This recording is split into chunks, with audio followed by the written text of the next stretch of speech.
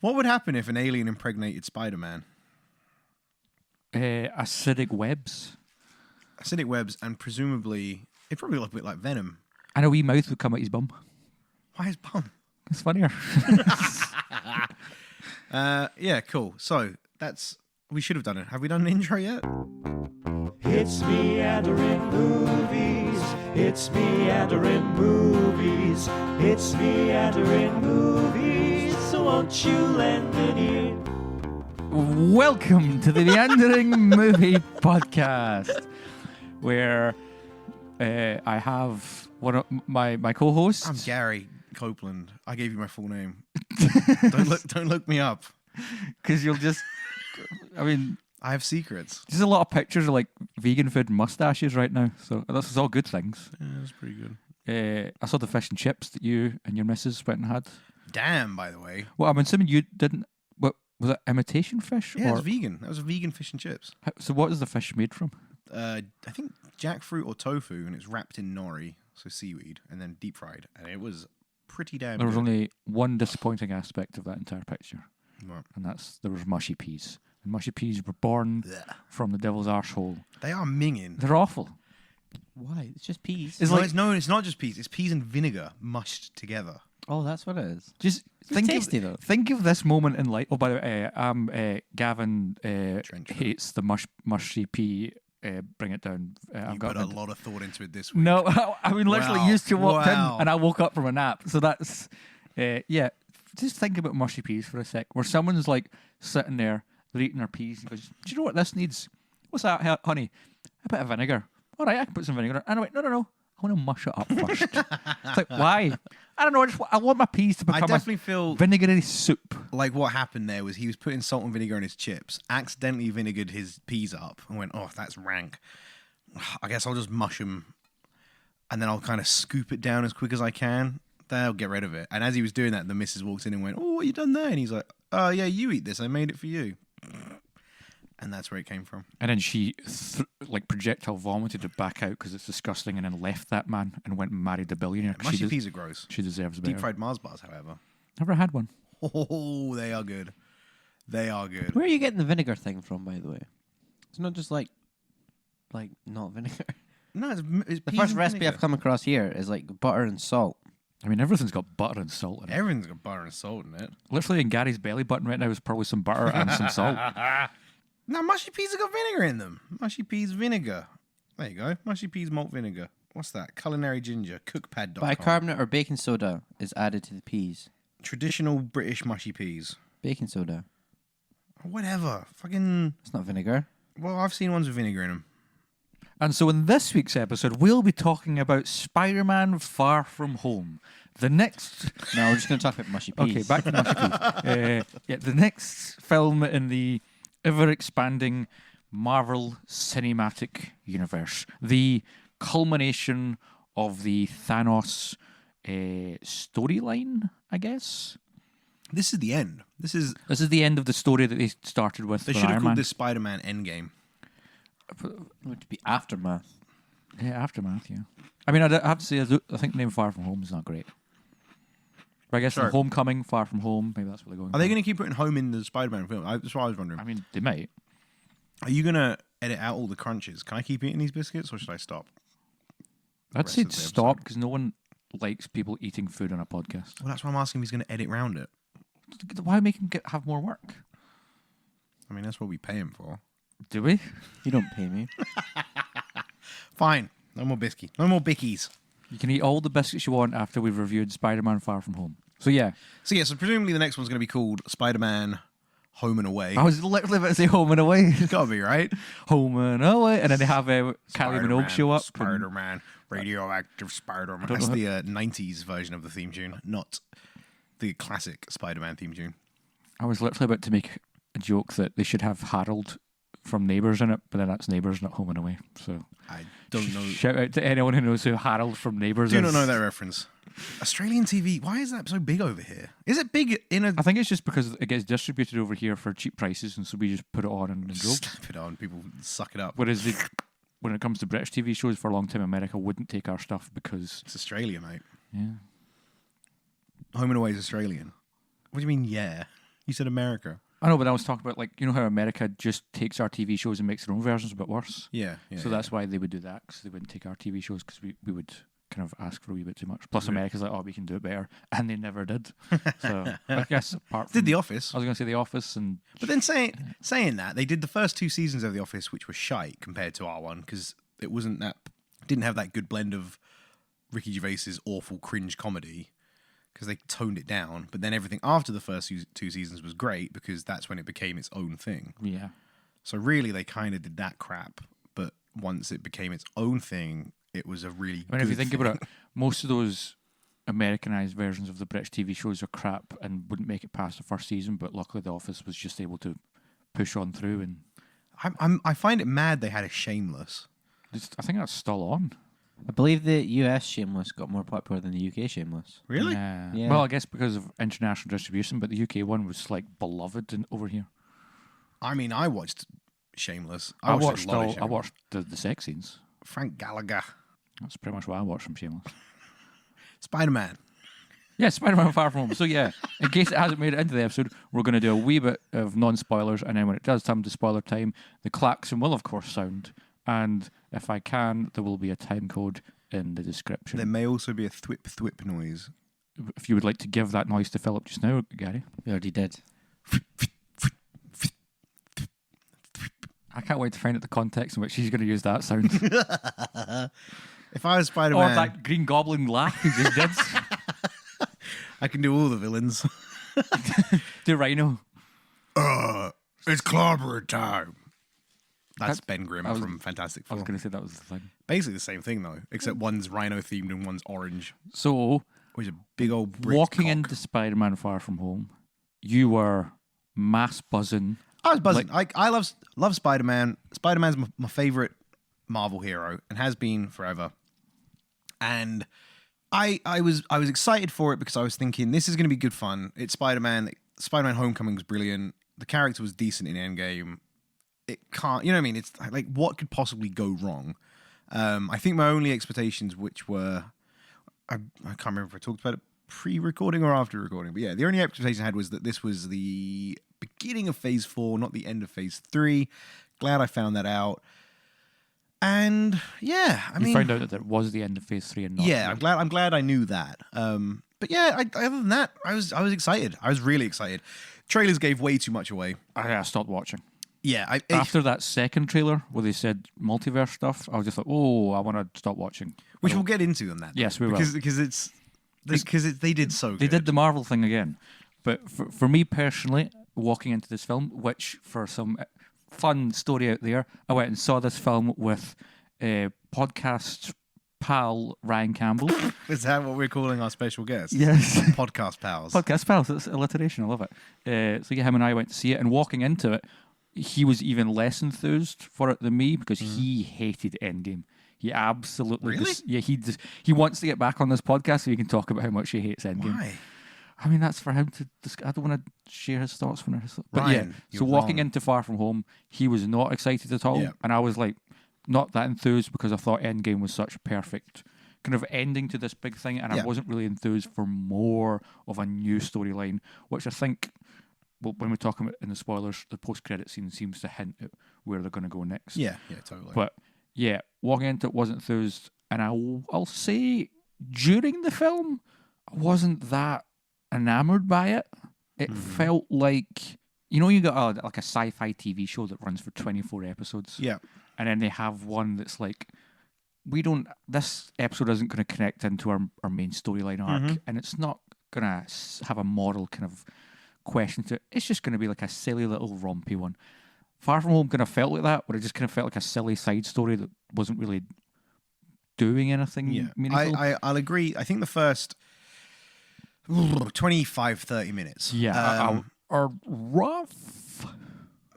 And I wouldn't even say rough. I think you're right. I think you hit the nail on the head. They just felt so middling. And I was thinking, is this really what they're capping that first phase with? Because it's Spider-Man's going to Europe. This is fine. And they're he's doing the whole like, I'm gonna take her to the Eiffel Tower. I'm gonna get her this necklace, and I'm just like, oh no, this is the shit I didn't care about in Homecoming, and you're doing it even further in this one. And then like Ned falls in love with Betty Brant. and I'm just like, oh no, I don't. That was all about that. Yeah, that was great. fun. I was But then, like, but then "Oh." this is what I like. This is funnily enough though, exactly what I liked from Homecoming, which they're doing in Far From Home, which is, as I've said previously in this podcast, all the Marvel films, well, not originally, but they all started to lean into their genre Marvel mashup. So, as I've said, and for anyone that listened, apologies for the umpteenth repetition of this, Captain America turned into awesome spy Marvel movies. Guardians of the Galaxy were awesome comedy Marvel movies. You know what I mean? They all had a subgenre that you could attach to it. And I think Spider-Man always, well, the only other one we have actually, the other Spider-Man, Homecoming. It's so annoying they've both got home in the name because it's going to confuse me. Spider-Man Homecoming lent into this is a teen movie with Marvel tacked on. Yes. You know? And I was... The reason I didn't like the first 30 minutes was because I thought the pacing was going really quick and it just felt like they were doing thing after thing after thing for bit joke after bit joke after bit joke. And I was getting to that, oh God, is this the whole film's just going to be a culmination of, it's fun, right, guys? Like the bit where he meets the secret agent woman, she's like, take off your clothes. Yeah. And then that guy comes in and takes a picture and he's like, oh, I'm going to show MJ. And I'm just sitting there going like, I don't care. Yeah, yeah, and it all feels very twee, but and then the I whole liked drone it because thing, and I was just like, oh, yeah, no. and it does. It all feels very twee, but it also fits nice. I will stick up for it in the sense that it fits nicely for me into it's another teen movie. Yes, which is what they're going with. For me, and Audio Boy at this point is well aware of this fact. Me and teen movies, we don't get along because You're a heartless bastard. I'm that's why. real sick of these Hollywood renditions of what teen life is like. And obviously, when it comes to your Spider-Man movies, it's a superhero movie. It's set within the MCU where there's a giant purple man trying to destroy half the galaxy. So I can kind of forgive it for its teen moviness. But when it goes full teen movie, I'm just like, I don't care. I genuinely don't give a fuck about your teen drama. Which I suppose is more of a personal preference for yourself. Then. Yes, that's definitely a personal preference for me. Yeah. What I'll definitely say is, for people just walking into Far From Home wanting more MCU, wanting more Spider-Man, it's going to give you what you want and so much more. Like, Tom Holland has so clearly grown as an actor. Yeah, where he feels so much more like a leading presence. Because he felt amazing that whole film. Yeah, because he just felt naturally in his role. Homecoming had the benefit of Tony Stark still being there, so Robert Downey Jr. was still able to shepherd him much as an actor and the character. Whereas in this, it's all Tom Holland. He's the primary focus. Obviously, Nick Fury pops in and out, but like Tom Holland does a great job of feeling like a leading man, a leading presence. So so we can both agree the first 30 minutes are dicey to a degree. Yeah. For whatever reason you might think it. Mine was pacing. I thought that it was just going to feel very thing, and yours was just you didn't enjoy it for the teen element. Both I mean, I might completely say fair. that I feel the pacing for the whole film just feels a bit... Well, I definitely felt it at the beginning, but and I think pretty much from the moment Mysterio kicks in onwards was where the film really starts to shine. And it felt like the pacing for me, it definitely felt, I thought that the pacing evened out from that point onwards. Audio Boy seems to be making a face as to suggest. But Mysterio is at the start of the film, before Spider-Man even shows up. Well, that's just like a wee snippet thing. We're talking about like after the Marvel. Oh, once Spider-Man meets Mysterio. Pretty much. Or So they encounter each other. So it's after the drone sequence. It's when I think it's maybe even a little bit after when they first meet. I think it's after the Waterman fight. I think basically the Waterman fight it started to even out, and then the Molten Man fight, Hydra Man into the Molten Man fight. Molten Man fight onwards is where it just all started being smooth sailing for me. I like straight up Hydra Man fight was awesome. But with Peter Parker zipping about in his cash wear, wearing the Joker's mask, I was still doing the like, come on. I mean, this is a bit blah. Action-wise, it was good. I mean, action. I'm going to lay this one down now. All of the action in that film, for me, was spot on. I thought every single set piece was phenomenal, enjoyable, edge of your seat action, just fun to watch. And you know one thing Looks great. I liked about it, because I always had this... I felt this was a problem with Homecoming that then became more intense within the Infinity War Endgame thing is I'm glad they took away those overpowered suits from Spider-Man. So he was literally just dealing with he had webs, and he just had to use his abilities to just deal with an enemy and not have. Was it Friday? Who was the not have Friday? Not have his the mechanical arms. Yeah, not have an AI Iron there Spider to suit. do the work for him. He had to do the work himself, and I appreciated they took all that away from him because I felt like it made it more grounded. Yeah, which if you want to talk about Spider-Man as well, if you want to talk about him in the grand ethos of things, Spider-Man as a hero and the reason he got created in the first place by Stanley and Kirby? Steve Ditko, isn't it? Steve Ditko, poor Steve Ditko. Poor man. But the reason he was he's very, very rich. Oh no. He wasn't very rich for a very long time. He only got rich, and in fact, his estate got rich. He never really saw the riches because of Stan Lee, that beloved man who stole money from lots of people. You can't do this now that he's dead. I mean, I can. You can't. Can. It's like Operation U-Tree. What is this? It's like Operation U-Tree. Is it? Well, yeah. Once everyone started dying off, they were like, pedo. Okay, I'm not calling Stan Lee a pedo. I'm just calling him a idea-stealing, money-grubbing bastard. Anyway, the reason Spider-Man kind of came about in the first place was at that point, I think Marvel Comics were getting bigger and bigger and bigger, and all of their main heroes were getting more and more powerful, and they were starting to fight galaxies and starting to fight Galactus and all sorts of crazy shit. And they went, we really need a hero that's on the level to show kids that you can be... Protects the neighborhood. Protects the neighborhood, yeah. That can show kids that you don't have to be the head of, you know what I mean? You don't have to be the big, crazy good guy to be good. You can be a good guy, in your neighborhood. Exactly. You can be a good guy. Which and this film definitely felt way more grounded. Yeah. And it's a nice palate cleanser from what the last 5 films. I mean, with really? Captain Marvel, Endgame, Infinity War. You think about everything that came before Captain Marvel, Thor, Ant-Man. Ragnarok. No, because it would have been Captain Marvel, then Ant-Man, then Infinity War, then Black Panther was before Infinity War. Maybe. No. Captain Marvel was. No, because Thor Ragnarok was the last one because it ended with that scene with Thanos over. Yeah. Yeah, so it was Thor Ragnarok, then Infinity War, and then Captain Marvel, and then Ant-Man, and then Endgame, and then Endgame. Oh no, Captain Marvel. Oh god, we're doing a great job of this. Regardless, I'd say the last 5-6 movies have all been kind of big, kind of space induced, and it's because they've all been starting to set up for Endgame and the Endgame double bill. Yeah. So this was a really nice palate cleanser of. And especially because it tricks you into thinking it's one thing and then becomes not about that whatsoever. Yeah. Which we'll get into more in the spoilers side of things. But yeah, I just really enjoyed it. I really, really enjoyed it. So yeah, it became everything I was looking for in that movie. And it just turned into this awesome, action-packed, fun, energetic, little, but that's not a bad thing, Marvel movie, I mean, sometimes the little ones can be what you need, unless it's Ant-Man and the Wasp, but it's just a pointless movie in which nothing happens. But I feel to properly express my feelings, my overall feelings with Far From Home, I was about to say Homecoming. It's difficult. We have a hard life, Gary, don't we? We do. Talking about movies and podcasts. We should maybe... How long have we been talking so far? Too long. Okay, I feel we should transition over into the spoiler section. So we'll please don't dab. We'll finish out the non-spoiler section by just saying, would you recommend the film or would you not recommend the film? If you haven't seen this film already and that was a bit of a waffling and explanation, go see the movie. It's everything you've been expecting from Marvel films over the last 10 years.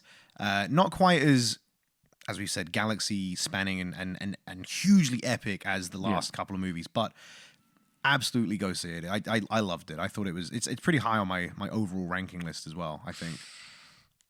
I really enjoyed it. You are a Spider-Man boy. I am a Spider-Man boy. I'm biased on that. Yourself? I enjoyed the film by the time it ended, but for a lot of it, I was like kind of just not feeling it, which I'll get into in the spoiler section why. But so... Did you just say why to your own review? Yeah. But I mean, at this point, I guess recommendations don't really matter because you're going to go. People are going to go see it anyway. People 'cause go see it. It's a new Marvel movie. But yeah, it's fun. Yeah, It's not a bad movie in any way whatsoever. It's a lot of fun. cool. But So with it that- just wouldn't rank that high on my personal rankings. Which is fair. It would rank lower than Homecoming. Oh, really? Yes, it would. Oh, that's interesting. It is I interesting. can't remember where I put Homecoming. You put it like number 2 or 3. Did I? Yeah. I thought you were going to put it as number 1. And I was getting ready to. Oh, no, it wasn't going to be number 1. Yeah, I know I put it high. I think you it's- put Infinity War and then I would Homecoming. say, I would honestly say though, I'd say this is as good as Homecoming for me. I don't know about that. Yeah, but then we'll get, let's move in. Transition us into the spoiler part of the episode. Hit us audio with that boy. klaxon, audio boy. Thwip, thwip. And with that please. klaxon, we can now discuss why I think the reason and this is, yeah, you're right. I can now talk about this in way more detail. And the reason I honestly think I loved it as much as I did. The big points are the whole film led me down a garden path, and then on every single turn, pulled the rug out in the best way possible. And one of the key things which all makes sense now is the whole movie. I thought Sam Jackson and Kobe Smolder's characters were. I was watching them going, why is Sam Jackson and Kobe Smolder are phoning this in? Yeah, they don't give a fuck about this, Especially when you look at just how much Sam Jackson gives to that character. Yeah. Where it's like, he's the best part about the Captain Marvel movie. It is the Nick Fury origins Totally. film. He's amazing in Avengers. He's great whenever he's in the Winter Soldier and stuff like that. And then in this, I was just watching it. I was just like, something feels off. Yeah, the whole movie I thought, why are they? Surely somebody should have told Nick Fury to fucking or Sam Jackson to Try. buck up. I mean, he didn't exactly have to do a lot for Endgame. He Yeah. just showed up at a funeral. So the whole film I thought that, and then the big reveal at the end that they're actually Skrulls, and it went Fucking called it. my mind just went, what the fuck? Like that's such an easy explanation, but it felt so good as well. It just And that Nick Fury was in it as well. Yeah, totally. Nick Fury now knows that he's got Skrulls in his place. And that's where everything that's coming, this film is the end, and it really is teeing up the next series of Marvel movies. And I just think it did it in such a good way. So that's a really big thing for the end. So Question. that's Sam Jackson. Go on. Do you think the Nick Fury that is shot in Winter Soldier is actually a Skrull? And then the real Nick Fury is like, oh, fuck, I guess I'll paint myself up to look like I'm injured. Oh yeah, because So this, actually, the Skrulls are back from the 80s, aren't they? Yeah. I keep forgetting that. I keep thinking Skrulls are new. 90s. Is it 90s? Yeah, Sorry. because the reason you have to remember that is because of all the 90s songs that played in the fucking movie. Yeah, see, it's interesting. Because Nick Fury in the comics was, what was it, the real life RLMs, RDMs? Red Letter Media? Nah, real. R. Kelly. Basically, these life-size robotic suits that Nick Fury sends out into the world to just be, so he doesn't get shot in the head. Basically, he uses them constantly in the comics, at least. So it was either going to be that, or maybe he has a Skrull now. Like, who knows? Who knows? At any point in Marvel history, anytime we've seen Nick Fury, it could have been a Skrull. Could have been Ben Mendelsohn. Which I love, because I love Batman. Anytime. So it now suggests that they're setting up for the Secret Wars Sword. comic book series. Sword and Shield. Shield's gone, moving into Sword. The Nick Fury thing, great, loved that. Going further down the line of they tricked me. Obviously Mysterio. I think I called this. I'm sure I think I did this in an episode. I'm sure I did. If you've been listening, I've ruined all of it for you but then it's also, if you know anything about Spider-Man, you know Mysterio's a sneaky shyster. There was no way in hell coming into this I thought, Yeah. the elementals are. I thought the elementals might have been real, but Mysterio was 1000% behind whatever was going on. Yeah, the reveal that, I guess it's interesting.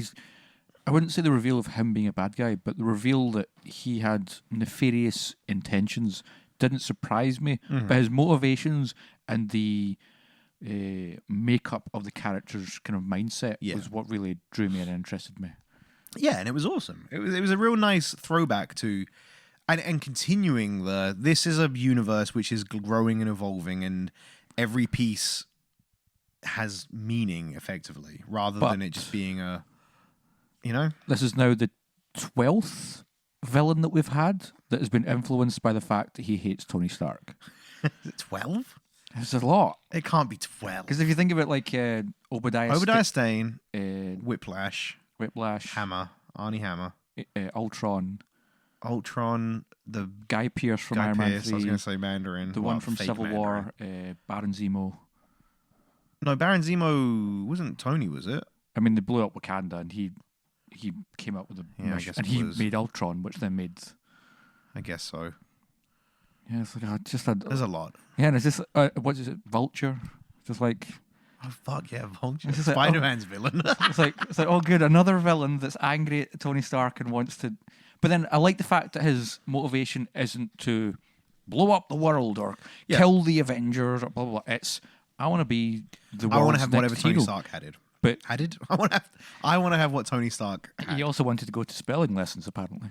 That's just but me. but his way of going about it, like he has that great line of like, oh, people are going to die. It's like, oh, some people have to die, but think of the greater good. I'll become the hero, and it's like, Yeah. he kind of missed the right turn towards goodness and kind of went down a middle path that wasn't. So the fact that Mysterio is a bad guy, not a surprise. The Elementals being part He of looked great when he was Mysterio-ing, by the way, with like the looked helmet great and as stuff. Mysterio, Oh. and that actually so the Elementals being the illusion. That caught me off guard a little bit. There was something else that happened with Mysterio that I remember kind of going, "Oh damn, that was." I can't remember what it was. Moving on. So yeah, that was great, and it brings me to my favorite action sequences in the film, though. The Mysterio fight scenes when they're in the Mysterio illusion factory. I just about jizzed in my seat. I was just They like, this were incredible. It's like, this is exactly what I wanted for Mysterio being in this film, and Yeah. that first one, he's in like the kind of abandoned building Yeah. sort of thing. So perfect. So it's like it had so many nice references. he has the snow globe, and he takes Yep. his head off as the Yep. snow globe, and Spider-Man's in the New York snow globe. The one where he's tiny and then Mysterio's hand just comes out Yeah. and grabs him. So many references to the old Mysterio comics, which was great. It looked phenomenal. It just felt so good watching it. Yeah. Everything was changing. I sat through that entire sequence grinning. Yes, Because I was same. just, this is amazing. And it's exactly what it needed to be. And then it cuts out and Mysterio's just standing there walking towards Peter in his man cancelling. So as it's like Mark his Ruffalo calls it. onesie. And then it cuts back and Spider-Man's freaking out because he has no idea what's real and what's not real. Oh, it was just great. And I guess the only complaint I would have is there wasn't more, Yeah, totally. But I guess, they did it again later on, but not. It wasn't quite as. because he used his Spidey sense. Yeah. Although, actually, not saying that, I actually really like that scene as well. Yeah, it wasn't 'cause- as long. You're right. It wasn't enough of it, but that where he's just in a black corridor and then he's just ripping shit out of the air. Yeah, that was awesome, actually. Yeah, those two bits were so good. They were so good. But then the interesting thing is because they didn't go magical powers with Yeah. Mysterio, they went the technology route instead. How did you feel about that? That's what it is. But isn't there interpretation of Mysterio where it's all like magical powers and it's not? No, Mysterio was he was a stuntman. Quentin Beck was a stuntman who uses his pyrotechnic and all of his movie Illusionary- fandangle to be a supervillain. So it's pretty spot on. Theatricality is your power. Pretty much, yeah. That is Mysterio. I'm glad. Merely If adopted anything, I'm the glad dark. I was born into it. I'm glad they kept it because other than making him a scientist rather than a out of work stuntman, yeah, that's good. I think Gyllenhaal, or Gyllenhaal, I'm going to say his name correctly, was so perfect He kicked at playing ass in that. an actor who's playing a character who is acting. It's just like, because all the stuff he does with like Peter in the beginning, Yeah. and he's just like, "Hey, I'm your pal. Like, I'm from this multiverse." Yeah. And then later on, when he's shown himself to be evil, and he's in that little room and they're practicing and stuff, Yeah. and he's like, "No, like you're not doing it right. I want it bigger." Why and is more." my hand fizzing out? Yeah, it's like, And so much- he's doing that perfect. Like all these people that are working for him are clearly wrapped up in his charisma. But as an outsider watching that, you're already seeing the cracks of Yeah. this guy's a fucking lunatic. and a theatrical lunatic. Yeah. which was Sorry, good. that was the other point I was going to say. So it wasn't me, because I know Mysterio. The other surprise that really I think worked amazingly. Love how was- you just said you know Mysterio. I know Mysterio. We go way back. Rey Mysterio, Rey Mysterio, winner of the WWE 2006 Royal Rumble. Royal Rumble. Went from number 1 to number 30. Booyaka Booyaka 619. So the bit that I loved in it. So Hannah, who doesn't know anything about Spider-Man nor Mysterio, was watching that film. WrestleMania 2006. Or WrestleMania 2006. Was watching the film likes with mushy me. peas. But I saw that in the picture. There was mushy peas in her plate. yeah, I don't think she ate them. That's a good person right there. You hold on to her. I could be wrong. Yeah. Anyway, so Mysterio, blah blah blah. Hannah had no clue. She was going into that film blind. Other than the trailers. So when they start wrapping up the elementals in the kind of first act. Yeah, end of the first act, I think. Second act. Yeah, around the second act. When they start wrapping, Hannah was sitting there, and I spoke to her afterwards, and Hannah went, "Yeah, I was really confused because I thought, that's this. Have I been sitting in the cinema for an hour and a half? That went by really quick." And then the reveal that he was the bad guy, Hannah was mind blown. Hannah honestly went, "What?" Not that he was just a bad guy, but the entire bar and everything was just like... She said that blew her mind. And then when it turned out the elementals were his creation and all, basically Hannah just sat through that whole film. Hannah sat through that whole film like jaw on the ground. I would said love to her, to be like that. Yeah, I said the exact same thing. I said if I'd gone into that film not knowing Mysterio, even if I knew Spider-Man, I just didn't know that character, and I could have watched it like that, it would have been incredible. Because it's kind of like that question people ask of like, if you could go back, if you could wipe any movie from your memory and go back and watch it, what would it be? And it's kind of similar, like if you could just wipe that knowledge from your mind and walk into Far From Home and just be like, whoa, Mysterio, cool. He's like a Tony Stark Gyllenhaal's figure. just so beautiful and charming. And he's being great to Peter Parker. That's nice. He's being a good guy. Oh, there's Nick Fury. Nick Fury's being a bit weird. That's also, cool. I was saying this to podcast pal. PP? That's what I said. PP, Ryan Campbell. After, I'm not going to say his full name all the time now. Afterwards, that when he put when Mysterio put the glasses on that first time, did he not just look a wee bit like Robert Downey Jr.? Yeah, I was just that like, had to be intentional. and I was like, right? holy fuck! Like, he can be it. Give him it. Let him be the next. Yeah, because I love Jake Gyllenhaal. it was great. So yeah, that was the other thing that I just wanted to. I wish I could have gone and watched that without it because Hannah, just. The amount that the film pulled the rug out was phenomenal. And pointed out to me by podcast pal Ryan was that if you, because he noticed it, and I never noticed it, so it's something I would have to see going for a second watch, is all those people that are in the bar. They're and, at the beginning of the film. You can see them at different areas. Watching the school film. group. Yeah, and I didn't see a lot of them. I noticed one of them, and I didn't know who he was at that point, obviously, because you haven't seen them yet. Yeah. But he was watching the school kids, and I thought, is that just like a random guy that was in Berlin who saw the camera and was just what? You know what I mean? Because it can happen. I thought he was just like not continuity. Just a fuck up basically on the part of the filmmakers. And I thought, they've left a guy in. And then later on when he turned up in that meeting, I was like, oh, that was him at the beginning. And then they must be more of them kicking about. The guy who drove the bus in London. Right. He was the one I noticed just because, like, oh, he's a British actor. I've seen him in like British TV yeah. shows. But then I thought it was... And also they do immediately have him on the phone to Quentin Beck right after as well. Okay, thanks, Audio Boy. Jesus Christ. I'll just sleep on the couch tonight then. Yeah. I can imagine rewatching that film. I don't know what that means either. I can imagine rewatching that film being a lot of fun. Yes. Like a lot of fun. Picking up on loads of little extra things. And they've just kind of put in there like, ooh, and then because you're going to watch it and go, oh, I get that. It means now, like, or I suggest I can understand what he's saying there. Well, totally, and it comes back to the Sam Jackson thing. Rewatching that film, knowing that that's not Sam Jackson, that's Ben Mendelsohn playing a Skrull, playing Nick Fury. I can imagine that a lot of that makes way more sense now, and I want to rewatch it because the same thing goes with the woman in the bathroom when she's like, "Get changed." Because when I was watching that scene, I thought, that's weird. That's weird that this government official was like, little boy, get changed in front of me, put this suit on right now.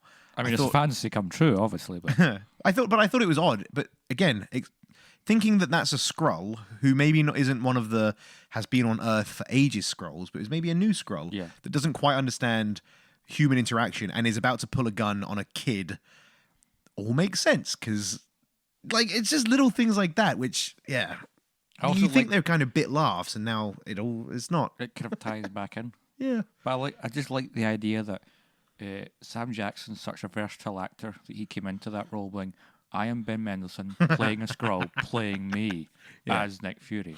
And Yeah, totally. I loved it. I loved the whole film, man.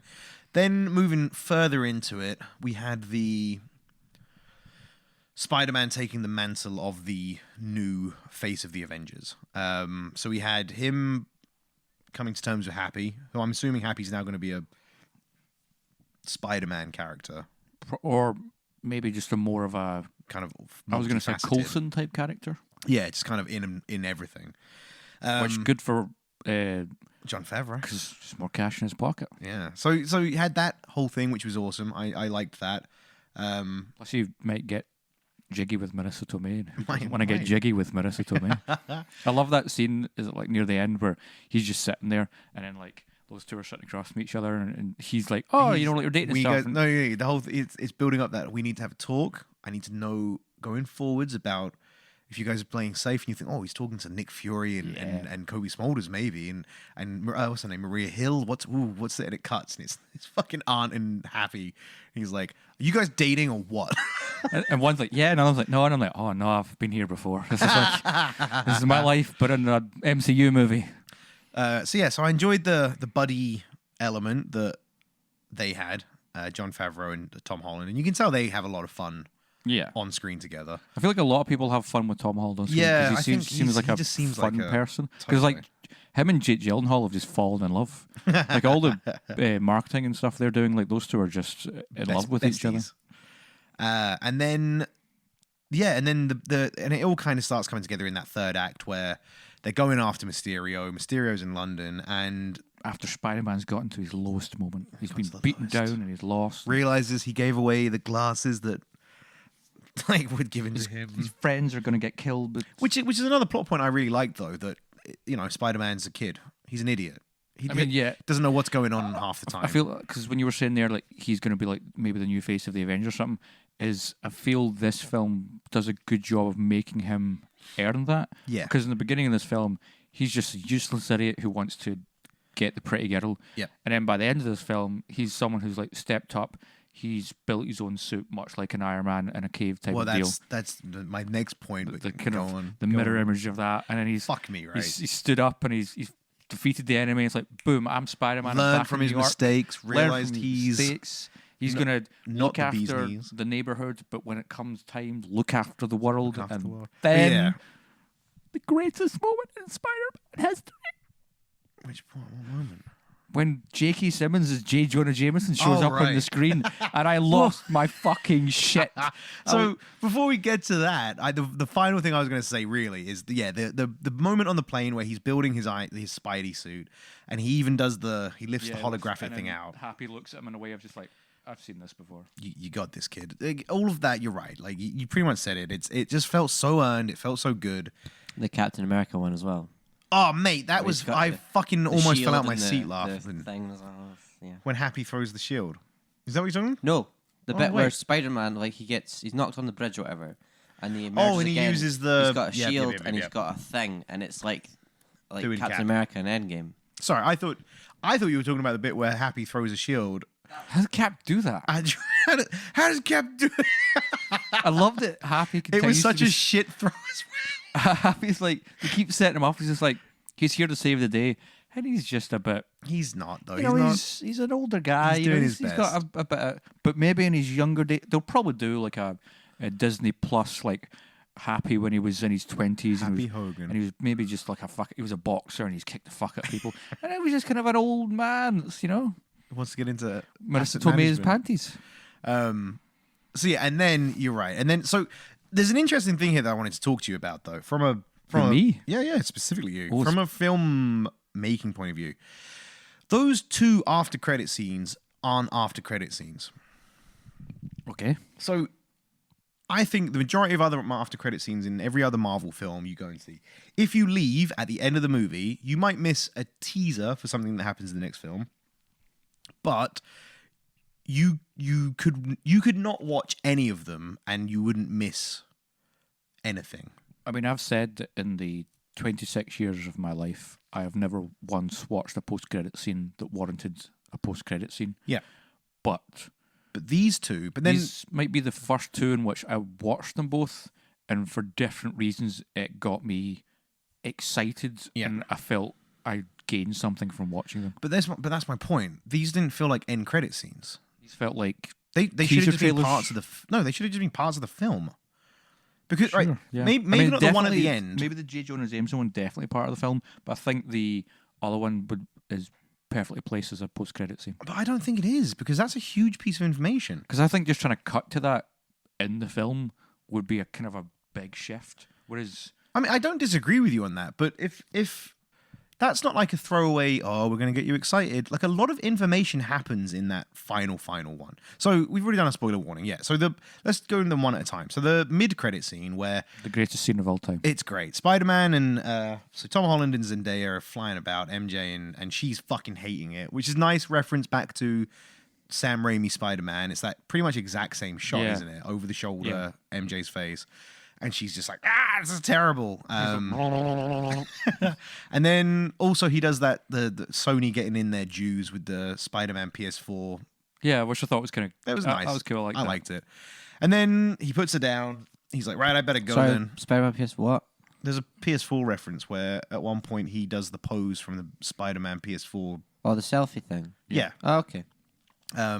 Puts her down. He zips off. And then just as he's about to go, J.K. Simmons as what's the word? He's rekindling J. Jonah Jameson. When he showed up on that screen, the audience around me lost their shit. But I turned to Ryan. I was like, no, no. I was like, they've done it. What we've It's all so good. wanted for so the mad long. bastards, they've done it.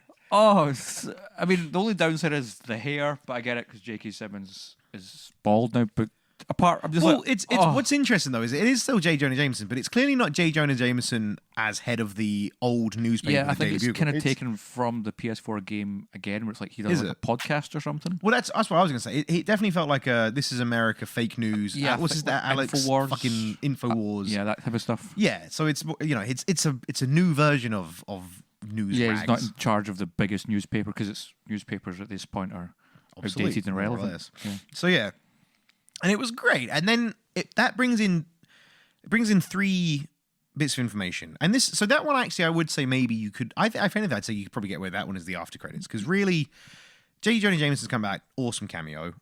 Spider-Man getting his identity leaked. Maybe not massive. That's pretty big info. Pretty big. And that's, I mean, that obviously could have been a Civil War thing, but It could have been. now they're doing it as a whatever. But I understand why. Yeah. I was talking to Philip about this before we got here, Audio Boy.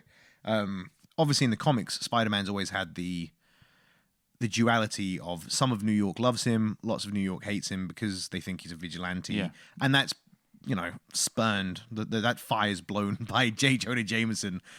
Spider-Man's a devil! Brr! So that's...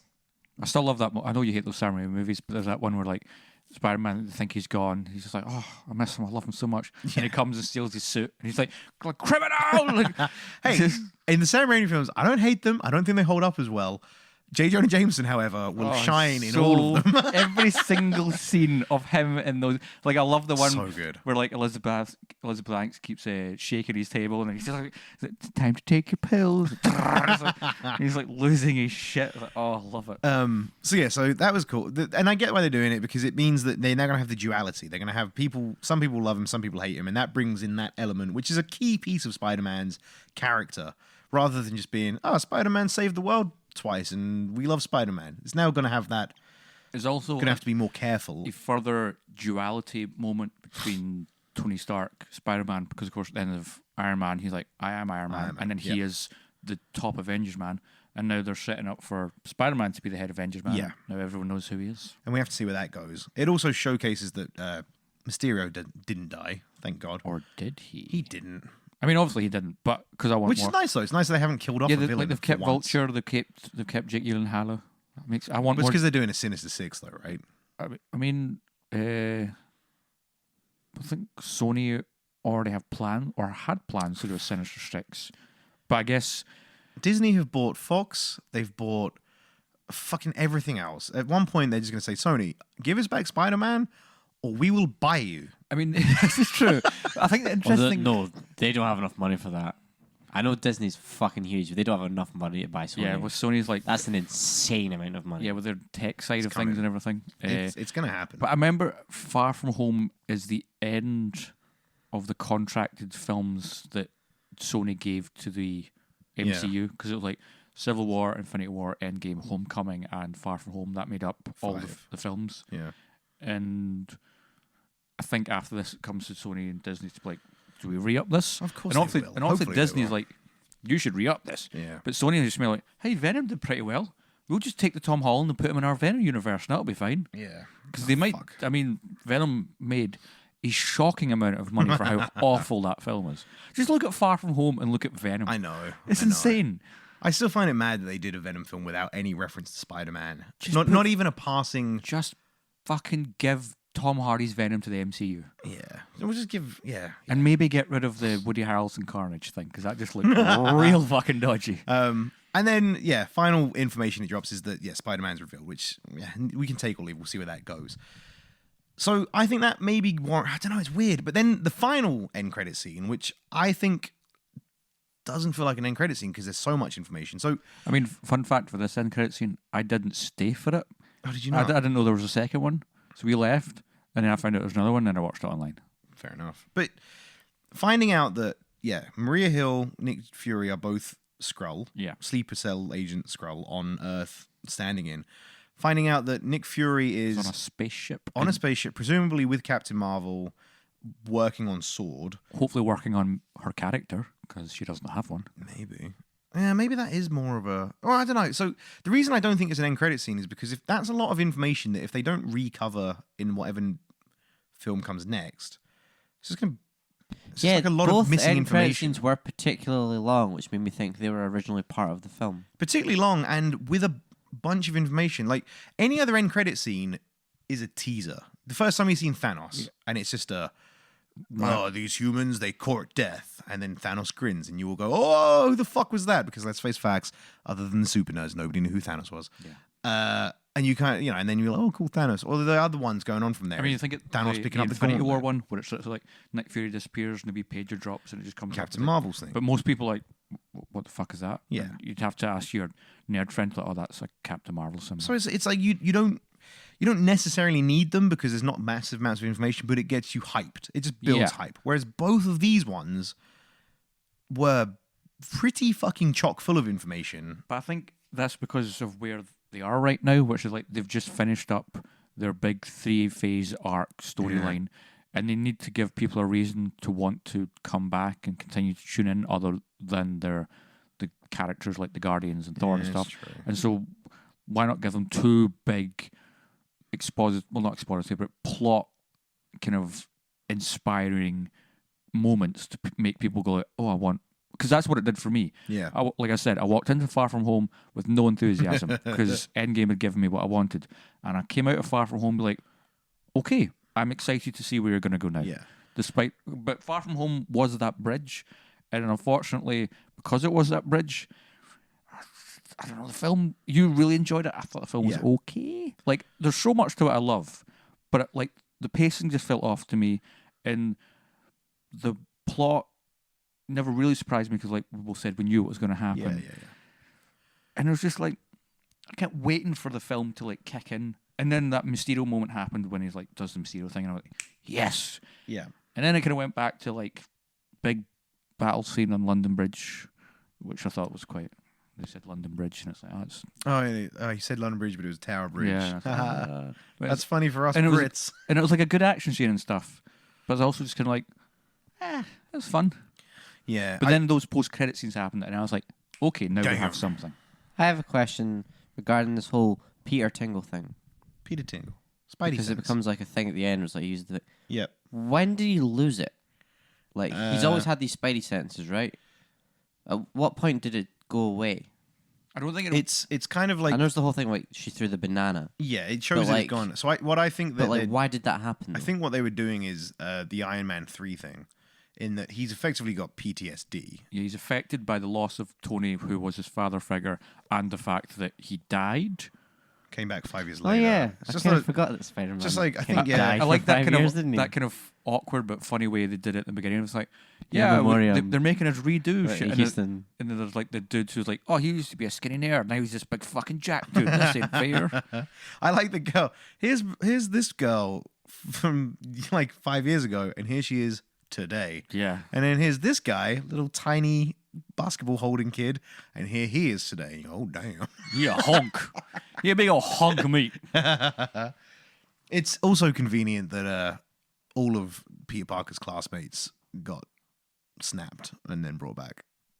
I mean, there were other kids on the trip that we didn't know, so I would just assume that they were. I know, but it's convenient that Ned, MJ, Betty Brown, Flash Peter Thompson. Parker, I want to say Martin Short's character, Flash Thompson, the two Martin Starr's character. Man Star. the two guys Oh, that can we get Martin Short in there, please? oh, yes, please. Oh, The comedy duo that I didn't know I wanted, but became something quite glorious in that film, was the two the two teachers. Yeah. Where it's just like one fucks up, and you got your guy from like Freaks and Geeks and what's it, Silicon Valley, and then you've got the other guy from Curb Your Enthusiasm stuff. And just those two together, just like, hey, this ain't my fault. I didn't do nothing. It's all him. Also, the funniest thing to happen in all of Far From Home was in which, near the end of the film, Ryan just turned to me and went, holy fuck, that's him from Freaks and Geeks. I was like, yeah, it is. Like, did you not? He's like, I just noticed that. I'm Martin Starr and JB Smooth. JB Smooth. like, GB Smooth and fucking Curb Your Enthusiasm. Ugh, yes, please. I did miss Hannibal Buress though. That's true. I want wanted. more Hannibal I was Buress as the waiting for PE one teacher. more of those. Just like, so you got detention. I love those things so much. Right. Anything else you want to say before we? Jake Gyllenhaal is a dreamboat, and I just want him in more of that movie. And I want him to be even more, because now he's lost. He's coming back. Now that he's lost, he's going to be even more unhinged. And just think Yeah, of the yeah. magic he can bring to those movies with his illusionary technology. The reason I think he's definitely coming back is when he dies, Spider-Man asks Edith, the glasses, is there any illusions? And Edith responds, there are no illusions live right now. And then Jake Gyllenhaal goes, yeah. And you watch that, and when you're swept up in it, you go, oh shit, because he's actually dead. But no, what Peter Parker asked is, are there any illusions? And what the computer responded is, no, there are no illusions. Because no technology was firing off. Just because the guy's lying there pretending to die. You know what I mean? Also, he talked about having like more, like initiate backup plans and stuff. Backup plans. Oh, and the woman with the, do you need the cape? And he's like, yes, I need the cape, Karen. I need the cape for the final bit of plan. Oh, because fucking Karen. he did need the cape because he's still alive and he had to film his bit in the, yeah. He's definitely back. He's coming back. That's such a great cutaway to just like everything's going to shit, and she's like, still need the cape. She's still just, and I was like, yes, because the man's all about presentation. Good presentation. So yeah, in closing for me, I loved it. I really, really enjoyed it. Shaky at the beginning. I think that it brought itself in for the second half for me. I really want to go see it again for a second watch to kind of pick up on a bunch I would like of to things watch that it again. I didn't get the first time. And what I want them to do is just release the Mysterio illusion fight scenes so I can just watch them forever. Because they were so fucking good. Also, Jake Gyllenhaal, if you're out there, I just want to hang out with you. That's all. You watched a video, I think it went on his Instagram, in which the song Greatest Love of All is playing in the background, and it's just Jake Gyllenhaal with the fishbowl thing on, trying to eat cereal. Yeah, it's real funny. Oh, Great. shit. They got a fucking Mysterio dome crack as well. Classic Mysterio fight bit. Where Spidey one punches thing it out. we didn't have to talk about, but we should probably mention, is how did you feel about MJ knowing / learning about him being Spider-Man? And they fucking gave that away in the trailer as well. It's true. That was such a stupid thing to put in the trailer. Such a stupid thing to put in the trailer. Yeah, so neither here nor there for me. I mean, because- one thing I'll say Far From Home did. Also, May knows he was Spider-Man as well. Yeah. Which is more of a... I had more issue with that than I did MJ knowing. Because MJ finds out pretty regularly and pretty frequently and pretty early on in most of the Spider-Man comics, because for him to have a relationship with MJ, he usually has to explain, I'm Spider-Man. That's why I'm late all the fucking time. It's why I've got a boost. And she's like, it's cool. I love you for, you know. That's why I'm all sweaty when I show up. Yeah. Everywhere. So that makes sense. But May, he more often than not keeps it from her for as long as possible, because if she knows, he's always worried that she'll then be in danger. From Vulture or Vulture Mysterio. or Doc Ock or whatever. So yeah, can't I wait had till more they- issue with May being all like, yeah, what up, Peter? I think Doc Ock's the villain I'm most anticipating from the Spider-Man selection because he's just so not fuck Green Goblin. Who is it?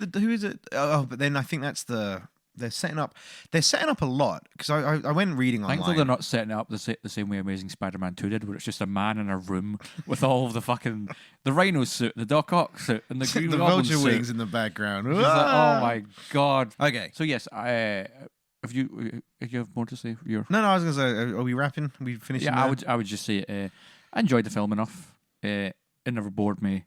It's not a bad film. It just didn't give me those kind of overwhelming and joyful feelings that some of the previous films recently have, like Endgame and Infinity War and Thor and stuff. Yeah. I mean, it's a whole lot better than fucking Captain Marvel and Ant-Man, so that's oof. All right, guys. That's it from us this week. That was pretty concise. We did a good episode. Instead of just talking about how it's shit to be in a We stayed on topic. swampy bin room with a man-eating monster. We should change the entire name of the podcast for this one episode to the Non-Meandering Movie Podcast, because we did a good one. I mean, the entire intro is a shit show, so good luck to Audio Boy for that. But, everything else, we talked about mushy peas. Should we shake hands, because we did a Non-Meandering episode? Shake my hand. Okay. Shake, shake, shake. Shake, shake, Shake, shake, shake, shake, shake, shake, shake, shake, shake, shake. shake. All right, guys, that's it from us. That's the Meandering Movie Podcast. Take on the new Spider-Man movie, Far From Home. Gavin, you do the rest. So, if you would like to follow us on any of our social medias, you can head over to Twitter @MeanderingPod. You go to Facebook, facebook.com/MeanderingMoviePodcast. You go to Instagram and just search for Meandering Movie Podcast. You email us, gmail.com, or Meandering Movie Podcast. gmail.com at gmail.com. Meandering Movie Podcast @gmail.com. Gary's Pixels Cafe on Twitch. Bitch. Give him a wee follow, give him a wee watch. Come give say him, hi. Give him a wee dirty tickle. Also, if you're not aware of this, we have a celebrity on this podcast, because sitting across from both Audio Boy and I is a winner of BBC's Bargain Hunt. Bargain Hunt. That's right. Gary Copeland, your giggling mustache and cladded teddy bear, went on Bargain Hunt and won Bargain Hunt. I'm a Bargain Hunt winner. Yeah. I'm a bona fide baller bargain You're hunter. a TV celebrity. Did we actually Fuck find the red a bargain? team. That's what I say. Fuck the red Fuck team. the red team. They were such dickheads. Funnily enough, I don't think we actually ever found a bargain, did we? We lost money. Depends if you have a need for shoes for horses. Fucking clog, by the way. Get that thing. When he pulled that out, I was Livid. raging, and then it saved the day. So I wasn't that raging Yeah, at the to end be of the fair, like episode. both the teams, you weren't great, but you just happened to be a wee bit better than them. Yeah, we won. Plus, whoever that guy was, he was a fucking bellend. Which one? No, the red team guy. Red team's. Yeah, he was a div. Whoever your expert was, he was a treat. You and him should have your own show together. All right, guys. Thanks for tuning in. We'll be Can we back get him on next the week. podcast? We'll be back next week. What are we going to talk about next week, Gavin? Say it now, quick. Think of a next episode. We are going to talk about The Matrix. Matrix. Kapow! Bye. It's Meandering Movies. It's Meandering Movies. It's Meandering Movies. So